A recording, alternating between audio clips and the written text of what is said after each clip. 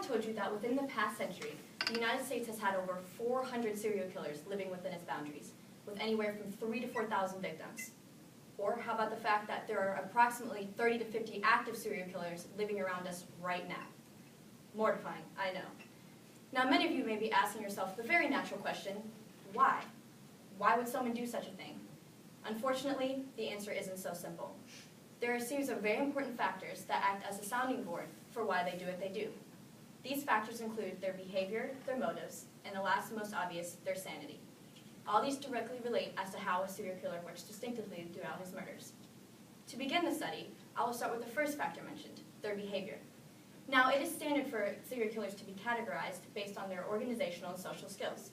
They are either organized or disorganized based on the crime scene, or asocial and non-social based on whether society excludes them or they exclude themselves. According to How Stuff Works, most killers are known to be organized and non-social, and exemplify these specific characteristics: 105 to 120 IQ, normal range, married, educated, drives flashy cars, converses with victims, and so on. Those who don't follow under this category go under the asocial and disorganized group. They also have specific characteristics that include an 80 to 95 IQ, below average, lives alone, uneducated, drives a clunky pickup truck, and depersonalizes victims.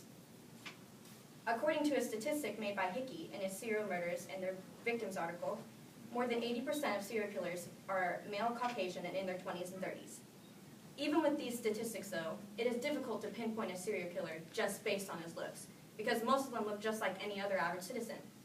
A good example would be Ted Bundy, a man who killed 30 people, but to the public's surprise, was described as being attractive, articulate, and charismatic. The next factor being discussed is that of the serial killer's motives. Now, as I previously mentioned, most of you often wonder just how a human being could commit such horrendous acts of violence. There are multiple theories that have surfaced as potential explanations, but the truth is, unraveling the making of a serial killer is like aligning a Rubik's Cube.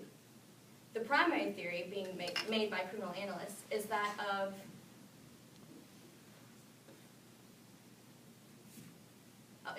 childhood neglect.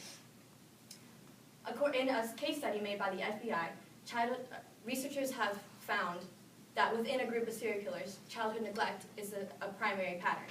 Another theory that is similar to childhood neglect is childhood abuse.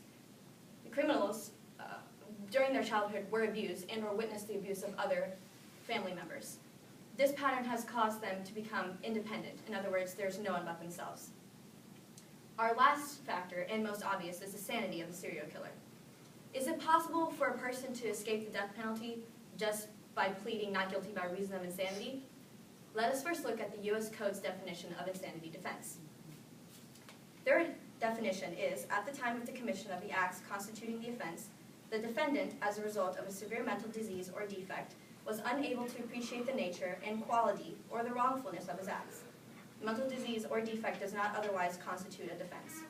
So, to answer the question, yes, it is possible, but the person has to prove it in court, which is extremely difficult. So difficult that only 2 people have accomplished this. Some criminals, though, have been diagnosed with a severe mental disorder, such as psychopathy. According to Shanna Freeman in her How Serial Killers Work article, she explains that psychopaths follow a pattern that includes 7 factors, such as failure to conform to social norms, irritability and aggressiveness, and lack of remorse. Something that most of you probably didn't know was that there have been studies showing that the mind of a psychopath actually differs from that of a normal person's. Through MRI scans, researchers have been able to discover that there is a lack of activity within the frontal lobe and the hypothalamus, the areas of the brain that are vital in understanding other people's emotions.